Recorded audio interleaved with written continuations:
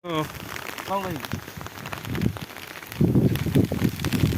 ଏ ହେଉଛି ପୁରୀ ଜିଲ୍ଲା ଅସ୍ତରଙ୍ଗ ବ୍ଲକ ଅନ୍ତର୍ଗତ ନଗର ଗ୍ରାମ ପଞ୍ଚାୟତର ଦିନଟିଆ ଗ୍ରାମ।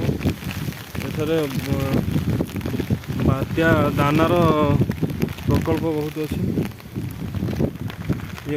କ'ଣ କହିବେ ଆପଣ ଏ ବାତ୍ୟା ବିଷୟରେ? ବାତ୍ୟା ବିଷୟରେ କ'ଣ କହିବି ଭାଇ, ଆମର ଏଠି ନଈ ଦାଳିଆ ଆମେ ଅଞ୍ଚଳରେ ଅଛୁ। ଟିକିଏ ମେଘ ପବନ ହେଲେ ଆମକୁ ଟିକେ ଭୟ ଲାଗୁଛି। ତା ପଛକୁ ଆମେ ଦାନ କରି ମୁଁ ଗୋଟେ ଲୋକ କରିଛି 44 ଗୁଣ୍ଠୁ ଖଣ୍ଡେ କରିଛି, ମାନେ 2 ଏକର। ଏଇସବୁ ବିଲ ଆପଣଙ୍କର? ଏସବୁ ମୋର ବିଲ। ଆପଣ ଦେଖୁଛନ୍ତି ଏମିତି ଅସୁବିଧା ନାହିଁ ହେଉଛି। ଧାନ ଯଦି ଆକ୍ଚୁଆଲି ଏତିକିରୁ ଯଦି କମିଯାଆନ୍ତା ତାହେଲେ କିଛି ମେଣ୍ଟି ଯାଆନ୍ତା।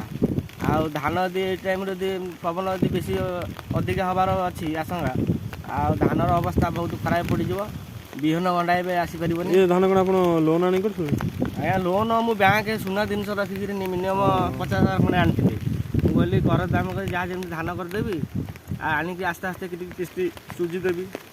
ଆଉ ଏମିତି ହେବ, ଘଟଣା ଘଟିଲେ ଯାହା ହେବ ଆଉ କ'ଣ କରାଯିବ।